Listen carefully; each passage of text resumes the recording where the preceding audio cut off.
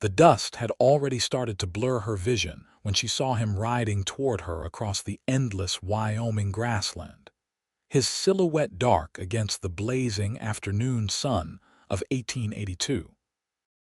Clara Morrison had been walking for 3 days without proper food, surviving only on the water she found in shallow creek beds and the few withered berries that clung to scattered bushes. Her dress, once a respectable blue calico, hung torn and filthy against her thin frame. The wagon train she had been traveling with had left her behind after an argument with the wagon master, a cruel man who had made advances she firmly rejected.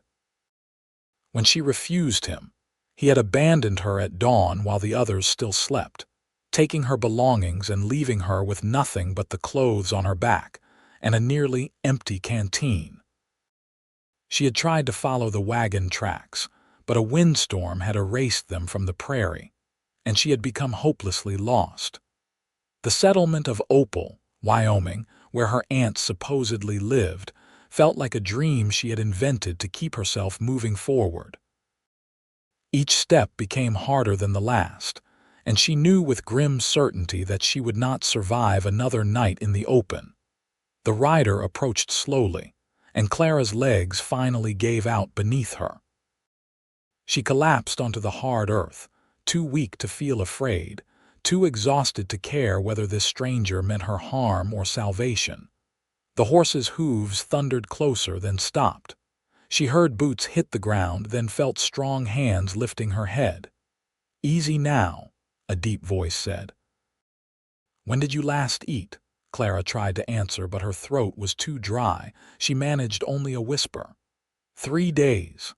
The man swore softly. "Come with me, you'll be fed." He lifted her as though she weighed nothing, settling her onto his horse before swinging up behind her. His arm circled her waist, holding her steady, and she felt the warmth of his chest against her back. The world swayed and tilted, and she let herself lean into him, too weak to maintain her pride. "My name's Bennett Irving," he said, his voice rumbling through his chest. "I've got a ranch about 5 miles east. Can you hold on that long?" "I think so," Clara managed. "Good, stay with me. Talk to me if you can." "What's your name?" "Clara Morrison." "Where were you headed?" "Clara Morrison." "Opal. My aunt lives there, Sarah Morrison." Bennett was quiet for a moment. "Sarah Morrison died last winter. Pneumonia. I'm sorry." The news should have devastated her, but Clara felt too empty to process it. Sarah had been her last living relative, the reason she had sold everything she owned in Ohio and joined the wagon train west. Now there was nothing. No family, no destination, no future she could see beyond the next few minutes. "Just rest," Bennett said more gently. "We'll figure things out once you've eaten and slept." The ride seemed to last forever and no time at all. Clara drifted in and out of consciousness, aware only of the steady rhythm of the horse's gait and the solid presence of the man behind her.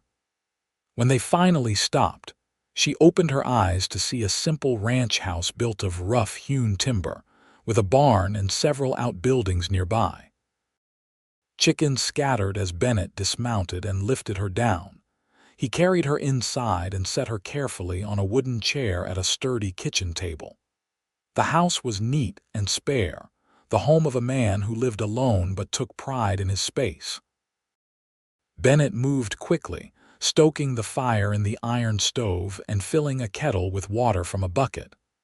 "I'm going to make you some broth," he said. "Your stomach won't handle solid food right away. Then you can wash up and sleep." Clara watched him work, her exhausted mind slowly registering details about her rescuer. He was tall and broad-shouldered, probably in his mid-20s, with dark brown hair that needed cutting and a strong, weathered face.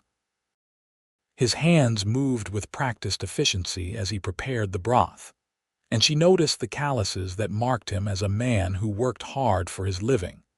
When he placed the bowl in front of her, the smell made her stomach clench with hunger. She tried to eat slowly as he instructed, but it was difficult. The warm, salty broth was the most delicious thing she had ever tasted. Bennett sat across from her, watching to make sure she did not eat too quickly. "How did you end up alone on the prairie?" Clara told him the whole story, her voice gaining strength as the food revived her. She explained about her parents dying within a year of each other, leaving her alone at 19 with debts she could not pay. About selling their small farm to clear those debts and having just enough left for passage west. About the wagon master, whose name was Garrett Stone, and his vile proposition, and being abandoned for refusing him. Bennett's jaw tightened as she spoke, and she saw anger flash in his dark eyes. "Garrett Stone, I know that name. He's got a reputation for being a bastard, pardon my language. If I ever run into him, we're going to have words." "It does not matter now," Clara said, though she appreciated his anger on her behalf. "I survived, thanks to you." "You can stay here as long as you need," Bennett said. "I've got a spare room. It's not fancy, but it's clean and dry. You'll be safe here." "I cannot impose on you." "It's not imposing. This is a big ranch for one man." "I could use help around the place, if you're willing to work once you get your strength back. I can pay you fair wages and you'll have room and board. It'll give you time to figure out what you want to do next." Clara looked at him carefully, searching for any hint of ulterior motives, but his expression was open and sincere. "Why are you being so kind to me? You don't know me." Bennett was quiet for a moment. "My mother died when I was 12. My father raised me alone out here, taught me everything about ranching and about being a decent man. He always said that when you find someone in trouble, you help them. No questions, no conditions. He died 2 years ago, left me this place. I try to live the way he would have wanted." The simple honesty in his words touched something deep in Clara's chest. "Then I accept your offer, Mr. Irving. Thank you." "Bennett," he corrected. "Just Bennett." He showed her to the spare room, which was indeed simple but clean, with a narrow bed covered in quilts, a washstand, and a window that looked out over the prairie. He brought her a clean shirt of his to sleep in and heated water for washing, then left her alone with a promise to wake her for supper. Clara washed the dirt and sweat from her body, feeling more human with each passing minute. The shirt hung to her knees, and she felt strange wearing a man's clothing, but it was clean and soft from many washings. She lay down on the bed, intending to rest for just a few minutes, and fell immediately into a deep, dreamless sleep. When she woke, the room was dark except for lamplight from the hallway. She could smell cooking food and hear Bennett moving around in the kitchen. Clara rose, finger combing her long brown hair, and ventured out. Bennett looked up from the stove and smiled. "You slept for 6 hours. Feel better?" "Much better." And it was true. Her body still ached and she was still weak, but the desperate exhaustion had lifted. "Can I help with anything? You can set the table. Plates are in that cupboard."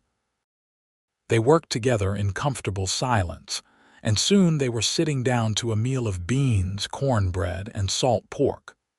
Clara ate slowly, savoring every bite.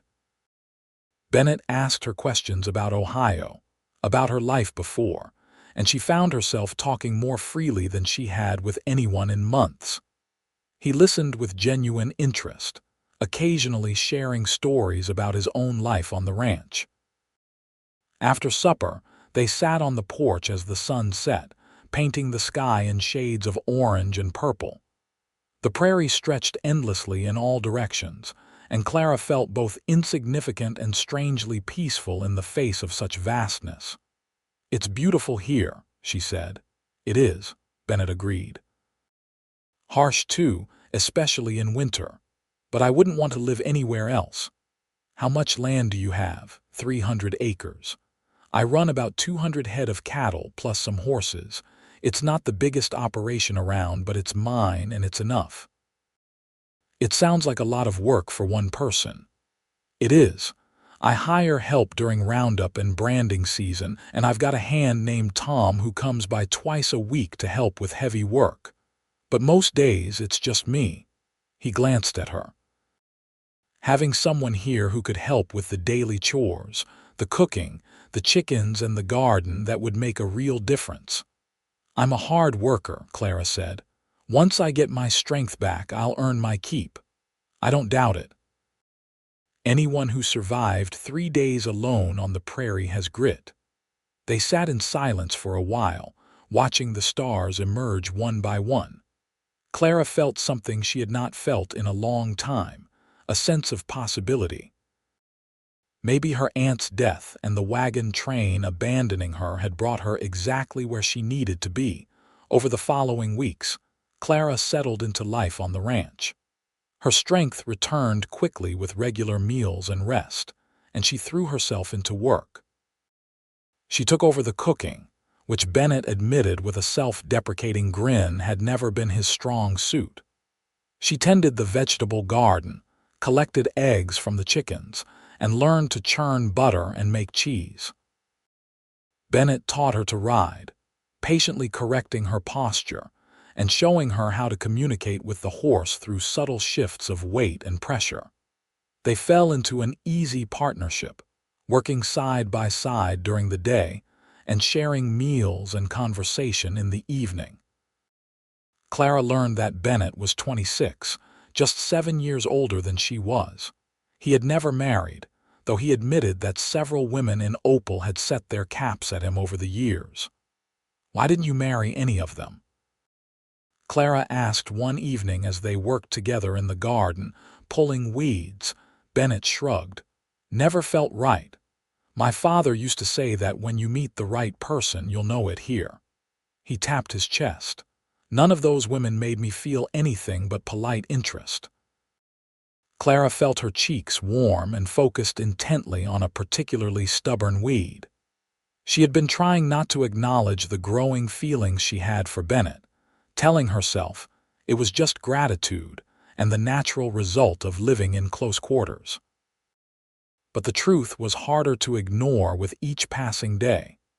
She admired his strength and his kindness, the way he treated his animals with gentle respect, the sound of his laugh when she said something that amused him.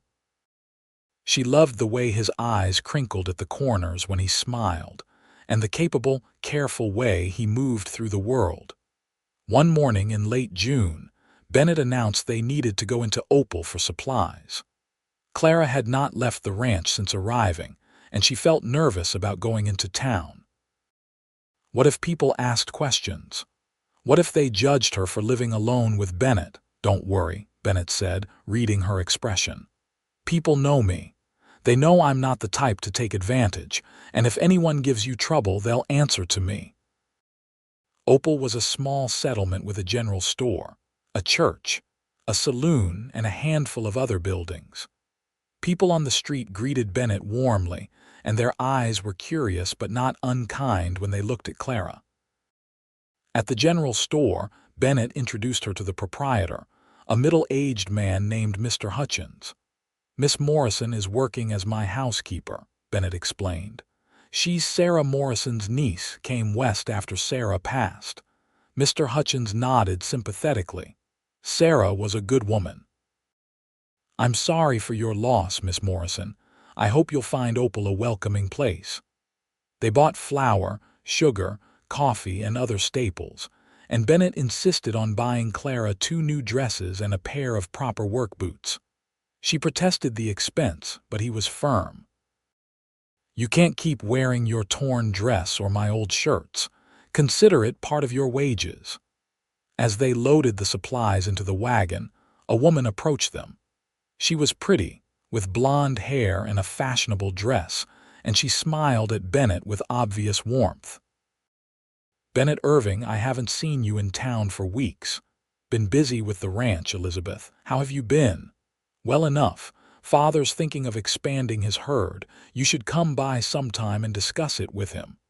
Her eyes slid to Clara with less warmth. "Who's your friend?"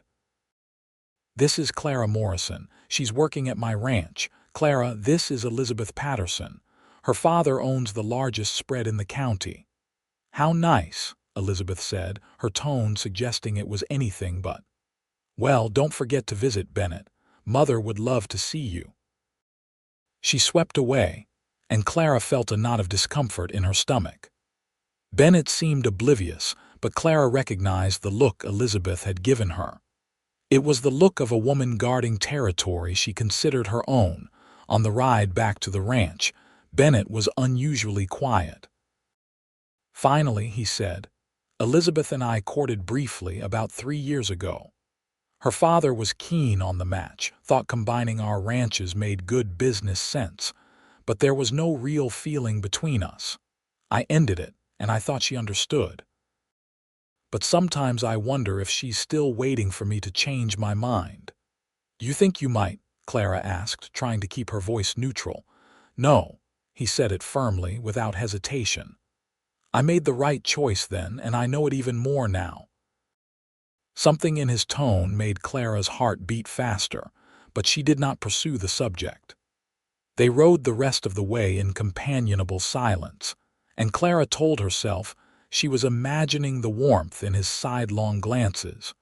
July brought intense heat to the Wyoming prairie. Clara and Bennett worked in the early mornings and late evenings, resting during the worst of the midday sun. One afternoon, as they sat in the shade of the porch, Bennett teaching Clara how to mend a bridle, a rider approached the ranch. It was Tom, the ranch hand Bennett had mentioned, a grizzled man in his 50s with a weathered face. He touched his hat to Clara politely, then turned to Bennett with a grim expression. "Got some bad news, boss. There's been rustling over at the Patterson place. They lost about 30 head last night. Sheriff's organizing a posse to track them." Bennett swore under his breath. "Rustlers haven't been a problem around here for years. Any idea who it might be?" "Word is it's a gang that's been working its way up from Colorado. Dangerous men." "The sheriff wants as many able riders as he can get," Bennett nodded slowly. "I'll go. Tom, can you stay here at the ranch? Keep an eye on things and make sure Clara's safe." "Course I can." Clara felt fear clutch at her chest. "Is it dangerous?" "Could be," Bennett admitted. "But it's part of life out here. We all help each other. If someone was rustling my cattle, Patterson and the others would ride out for me." He went inside to gather supplies and check his rifle. Clara followed him, her hands twisting together nervously. "Be careful," she said. "Please." Bennett stopped and looked at her, really looked at her, and something passed between them that made her breath catch. "I will," he said softly. "I've got good reason to come back safe." He reached out and gently touched her cheek, his calloused fingers warm against her skin. Then he was gone, riding out with Tom, leaving Clara alone at the ranch with a fear she had never felt before, because she had never had so much to lose. The next 2 days were agony. Clara threw herself into work, scrubbing floors that did not need scrubbing and reorganizing cupboards that were already tidy. Tom stayed near the house, his rifle always close, and that did nothing to ease her worry. She imagined every terrible thing that could happen to Bennett, and at night she lay awake listening to the sounds of the prairie, praying for his safe return. On the 3rd day, she saw riders approaching in the distance. Clara ran out to meet them, her heart in her throat, and relief flooded through her when she recognized Bennett's tall form on his horse. He looked exhausted and dusty, but whole and unhurt. He dismounted and she ran to him without thinking, and he caught her in his arms, holding her tight. "I'm all right," he murmured into her hair. "I'm all right." "I was so worried," Clara said, not caring how it sounded, not caring what it revealed. "I know. I'm sorry." He pulled back to look at her face, his hands on her shoulders. "We caught up with the rustlers near the Colorado border. There was some shooting, but nobody on our side was hurt. The rustlers are in custody, and we recovered most of the cattle." "Thank God," Clara whispered. That night, after Bennett had washed and eaten and rested, they sat together on the porch as they always did. But something had shifted between them. The pretense they had both been maintaining, that Clara was simply an employee and Bennett simply her employer, had worn too thin to sustain. "Clara," Bennett said, his voice rough. "I need to tell you something," her heart hammered. "What is it?" "These past 2 months, having you here, they've been the best months of my life. I know it hasn't been that long, and maybe I'm moving too fast, but when I was out there chasing rustlers, all I could think about was getting back here to you. I realized that what I told you about knowing the right person, it's true. I know it here."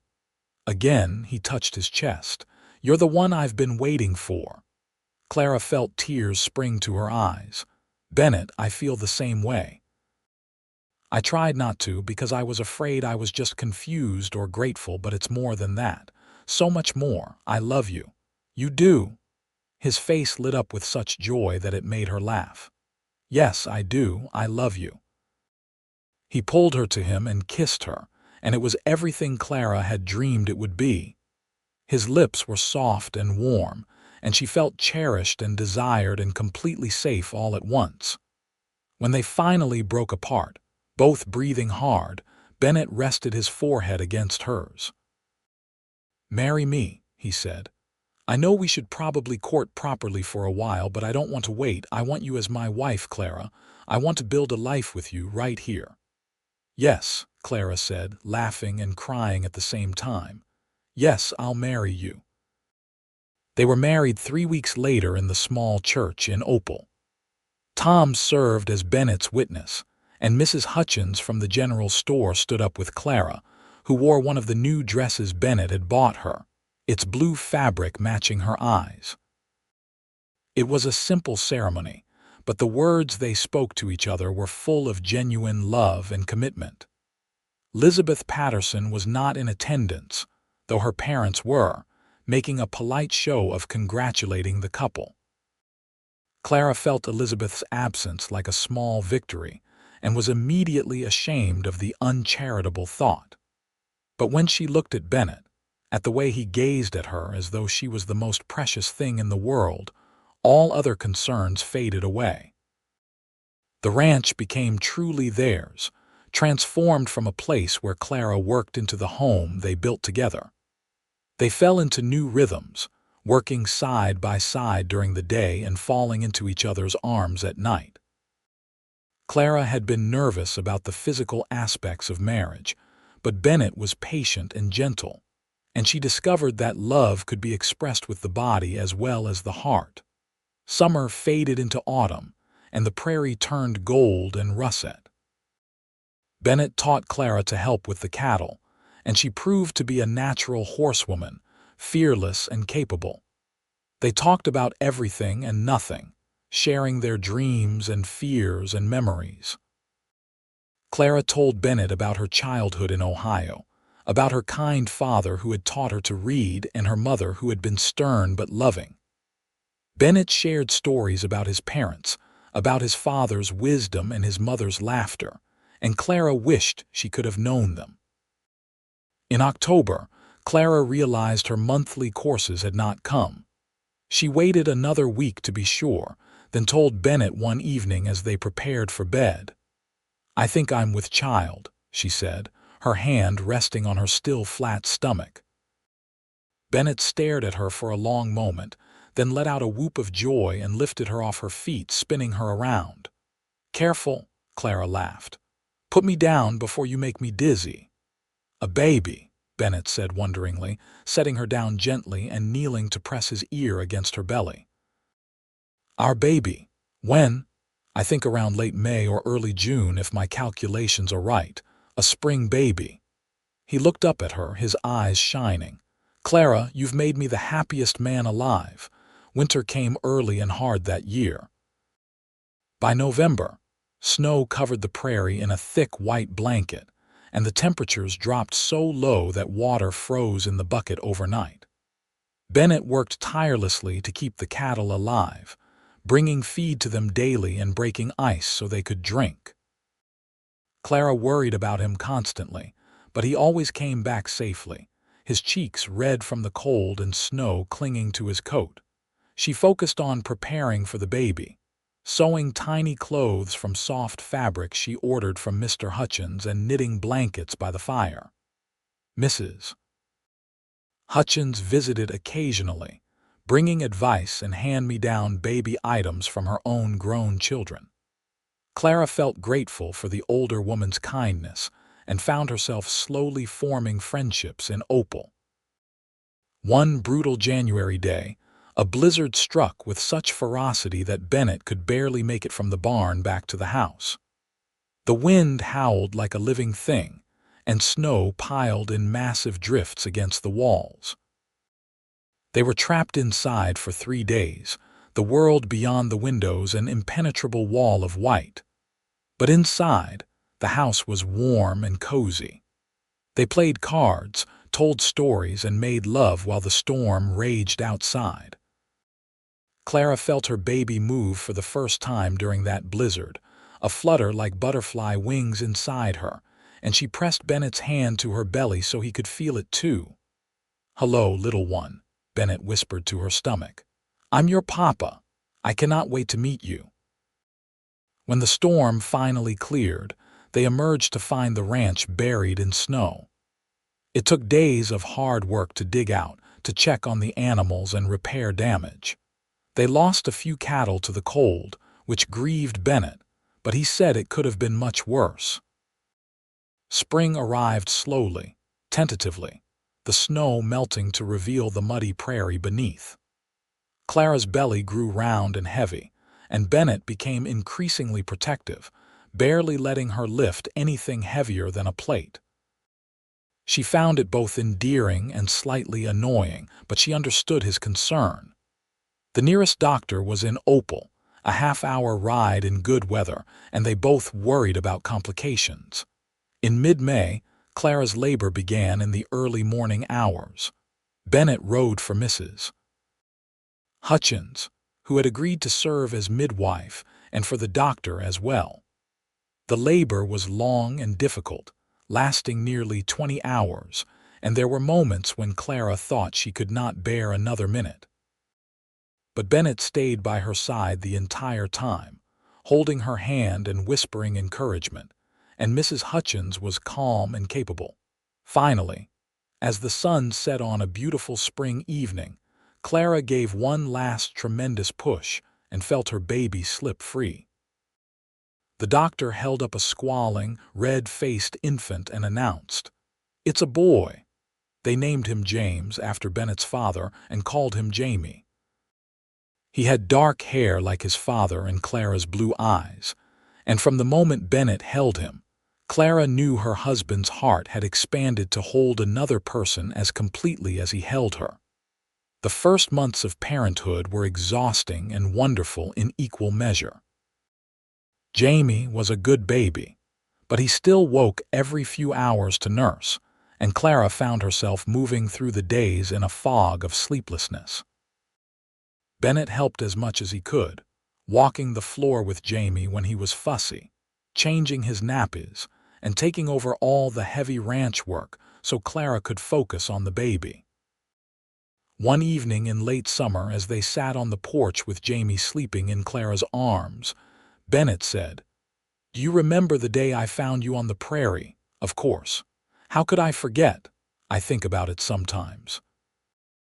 How different my life would be if I had ridden a different direction that day, if I had not seen you. I believe God led me to you, Clara. You and Jamie, you're everything to me." Clara reached over and took his hand. "I used to think the worst day of my life was when the wagon train abandoned me. I was so angry and so scared, but if that had not happened, I would never have found you. I would never have this life. So maybe it was not the worst day after all. Maybe it was the day everything started to get better." "I love you," Bennett said simply. "I love you too." Jamie stirred and whimpered, and Clara shifted him to nurse. Bennett watched them with an expression of such profound contentment that Clara felt her eyes sting with happy tears. She had lost so much in her life, had known so much grief and uncertainty. But here, on this ranch in the middle of the Wyoming prairie, she had found something better than anything she could have imagined. A home, a family, a love that would last a lifetime. The years passed, full and rich. Jamie grew into a sturdy, curious toddler, then a bright little boy who followed his father everywhere, learning the ways of the ranch. When Jamie was 3, Clara gave birth to a daughter they named Rose, after Bennett's mother. Rose had her father's dark eyes and a temperament that was equal parts sweet and stubborn. Bennett expanded the ranch, buying another 100 acres and increasing the herd. Clara became known in Opal for her kindness, her competence, and her fierce loyalty to those she loved. She made friends among the other ranch wives, and the Irvings became pillars of the small community. Elizabeth Patterson eventually married a banker from Cheyenne and moved away, which Clara was secretly relieved about, though she felt guilty for the relief. The Pattersons remained on good terms with the Irvings, and their children sometimes played together when their paths crossed in town. When Jamie was 7 and Rose was 4, Clara discovered she was pregnant again. This baby, another boy they named Thomas after Tom, the loyal ranch hand who had become like family to them, arrived quickly and easily, as though eager to join the chaos of the Irving household. Tom himself passed away peacefully in his sleep the winter after young Thomas was born. He had been spending more and more time at the Irving ranch, and Bennett had insisted he move into one of the outbuildings permanently, so he would not be alone. His death grieved them all, but Bennett said at the funeral that Tom had died surrounded by people who loved him, which was all anyone could ask for. Life on the ranch was not always easy. There were droughts that withered the grass and made the cattle thin. There were harsh winters that tested their endurance. There were illnesses and injuries, close calls and genuine scares. But through it all, Clara and Bennett faced everything together, their love deepening with each passing year. One late summer evening, when Jamie was 15 and already as tall as his father, Rose was 12 and showing early signs of inheriting her mother's beauty, and Thomas was 8 and full of boundless energy. The whole family gathered on the porch after supper. The air was warm and soft, and the sun was setting in a blaze of color across the prairie. Jamie was talking about a horse he wanted to train, his voice cracking occasionally as it had started to do recently. Rose was reading aloud from a book, her clear voice bringing the story to life. Thomas was whittling a piece of wood, his tongue poking out in concentration. Clara sat in her rocking chair, mending a torn shirt, and felt Bennett's eyes on her. She looked up and smiled at him, and he smiled back, that same smile that had made her heart flutter from the very beginning. "What are you thinking?" she asked softly. "Just that I'm a lucky man," Bennett replied. "I have everything I ever wanted right here." "We're the lucky ones," Clara said. "All of us." Later that night, after the children had gone to bed, Clara and Bennett lay together in the darkness of their room. They had shared this bed for nearly 16 years now, and Clara still loved the feel of his arms around her, the steady rhythm of his breathing. "You ever miss Ohio?"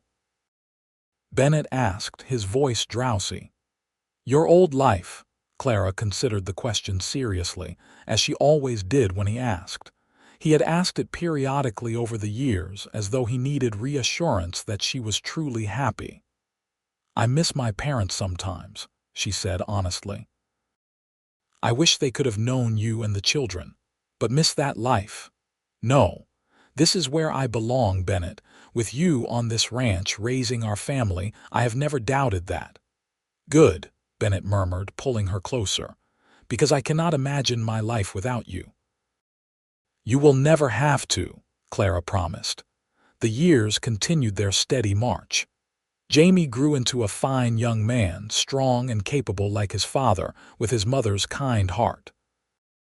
At 18, he started courting a girl from a neighboring ranch, a sensible young woman named Mary who Clara approved of immediately. Rose blossomed into a beautiful young lady with a sharp mind and a stubborn streak that both exasperated and delighted her parents. Young Thomas proved to be a natural with horses, able to gentle even the most skittish animal with patience and understanding. On their 20th anniversary, Bennett gave Clara a beautiful necklace, a delicate silver chain with a small pendant in the shape of a prairie rose. She cried when she opened it, overwhelmed by the thoughtfulness of the gift. 20 years, Bennett said, fastening it around her neck. The best 20 years of my life. Mine too, Clara said, turning to kiss him. Here's to 20 more. And 20 after that, Bennett added. They held a party at the ranch to celebrate, inviting friends and neighbors from miles around. The house overflowed with people, laughter, and music. Jamie played the fiddle he had taught himself, and couples danced in the yard under strings of lanterns that swayed in the evening breeze. Clara looked around at the gathered crowd, at the home she and Bennett had built, at their 3 children who were growing up so fast, and felt a contentment so deep it was almost painful. She thought about the girl she had been, stumbling across the prairie half dead from hunger and thirst, and marveled at the journey that had brought her here. Bennett found her standing alone for a moment, lost in thought, and slipped his arm around her waist. "What are you thinking about?" he asked. "Everything," Clara said. "How far we have come, how blessed we are." "That we are," Bennett agreed. He pulled her toward the makeshift dance floor. "Dance with me, Mrs. Irving." They danced under the stars, surrounded by the people they loved, on the land they had worked together to build into something lasting and good. Clara rested her head on Bennett's shoulder and closed her eyes, memorizing the moment, knowing that this was what happiness felt like. In the years that followed, they became grandparents. Jamie married his Mary, and they built a house on the far corner of the Irving property, expanding the ranch into a true family operation. Their first child, a girl they named Clara after her grandmother, arrived 2 years after the wedding, followed by twin boys who kept Mary laughing and exhausted in equal measure. Rose, contrary as ever, did not marry young as everyone expected. Instead, she announced at 19 that she wanted to become a teacher. Clara and Bennett supported her decision, though it meant sending her to a teacher's college in Cheyenne for a year. She returned with her teaching certificate and took over the small school in Opal, where she proved to be firm but beloved by her students. She eventually married at 24, choosing a quiet rancher named Daniel who adored her completely and never tried to dim her bright spirit. Thomas, true to his nature, left home at 20 to work on larger ranches throughout Wyoming and Montana, learning everything he could about horses and cattle.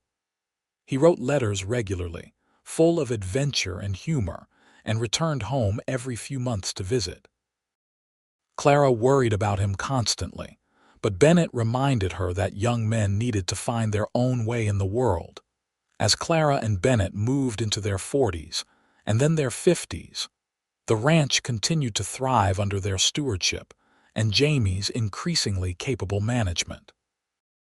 They slowed down a bit, letting the younger generation take over more of the heavy work, but neither of them could imagine fully retiring. The ranch was in their blood, and the work gave their lives structure and purpose. They dealt with sorrows as well as joys.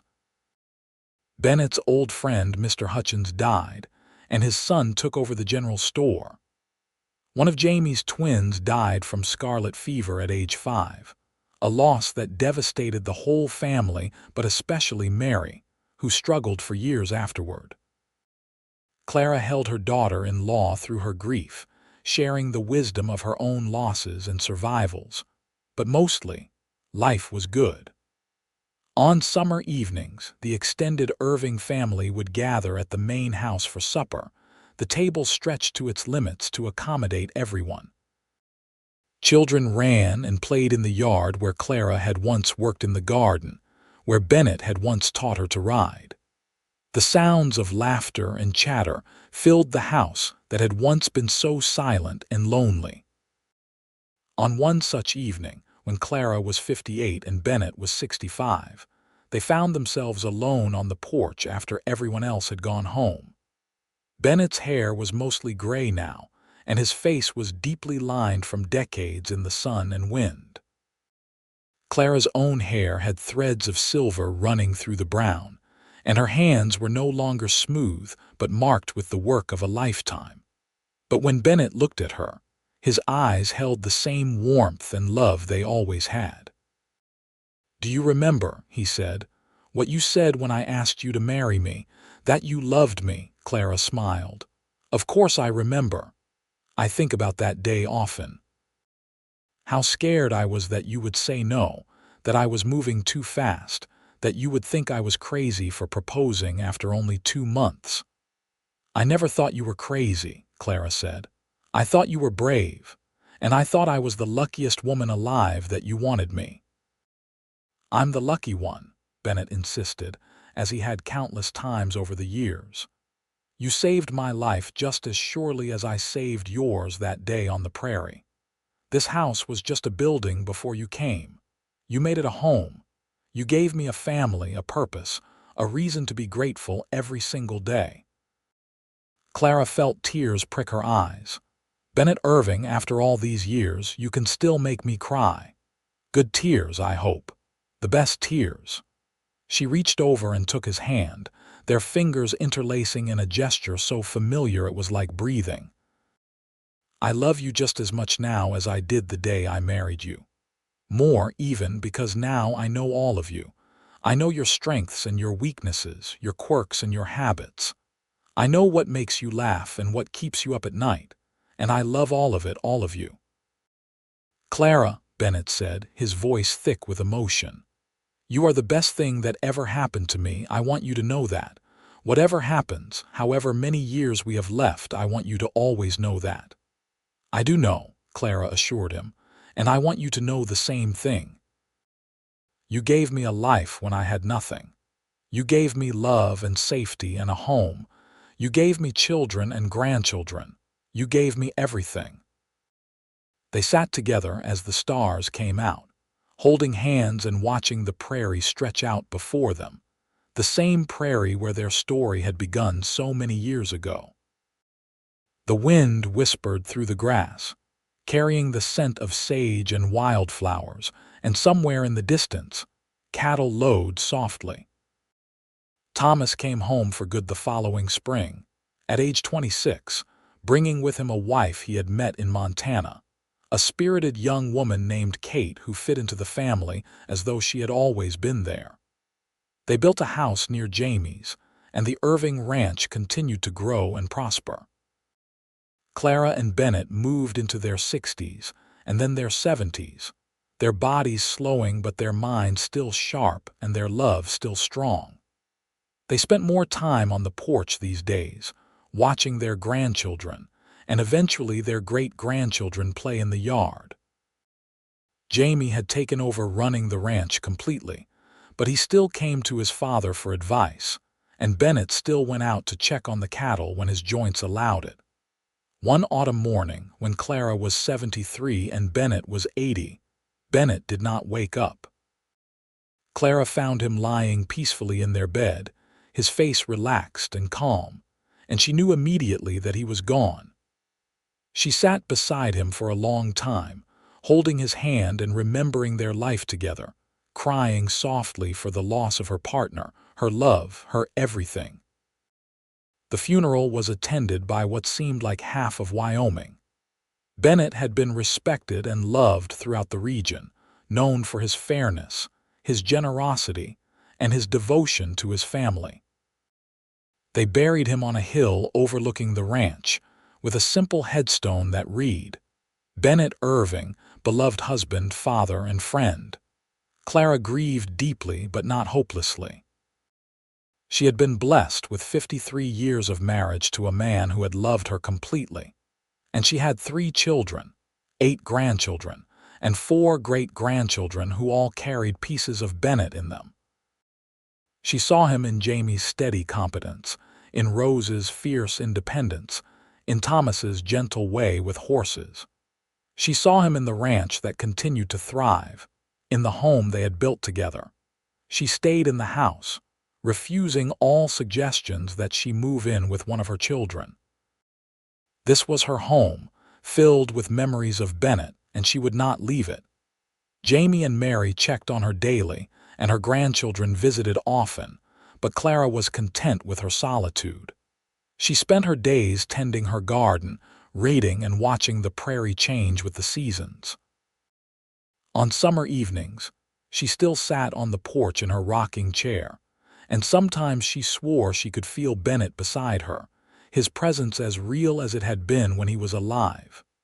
She talked to him, telling him about the children and grandchildren, about the ranch, about her day. And in the whisper of the wind through the grass, she sometimes imagined she heard him answer. Clara lived for another 7 years after Bennett's death, remaining sharp and independent to the end. She died peacefully in her sleep at age 80, in the same bed where she had slept beside Bennett for more than 5 decades, in the house where she had raised her children and built her life. They buried her beside Bennett on the hill with a headstone that matched his, Clara Irving, beloved wife, mother, and friend. The family added a third marker between the 2 graves, a simple stone that read, "Together in life, together in eternity." The Irving Ranch continued for generations, passed down through Jamie's line, and then his children's and grandchildren's. The story of how Clara and Bennett met became family legend, told and retold around dinner tables and campfires. The tale of the woman who wandered the plains without food and the cowboy who said, "Come with me, you'll be fed," and how that simple act of kindness blossomed into a love that lasted a lifetime and built a legacy that endured. Young Irvings grew up knowing that their family was founded on love and resilience, on the courage to trust a stranger and the wisdom to recognize true love when it appeared.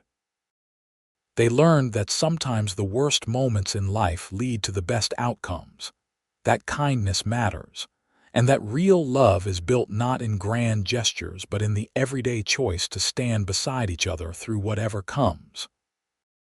The house still stood on the prairie, weathered but strong, sheltering new generations. The porch where Clara and Bennett had spent countless evenings together still overlooked the land they had worked together. And on quiet summer nights, when the wind whispered through the grass and the stars blazed overhead, it was easy to imagine them there still, holding hands and watching the prairie stretch endlessly before them, their love as vast and enduring as the land itself. The story of Clara Morrison and Bennett Irving was one of survival and choice, of chance and destiny, of 2 souls finding each other against impossible odds. But most of all, it was a love story, pure and simple, the kind of love that transforms lives and echoes through generations, reminding everyone who hears it that love, real love, is the greatest adventure of all.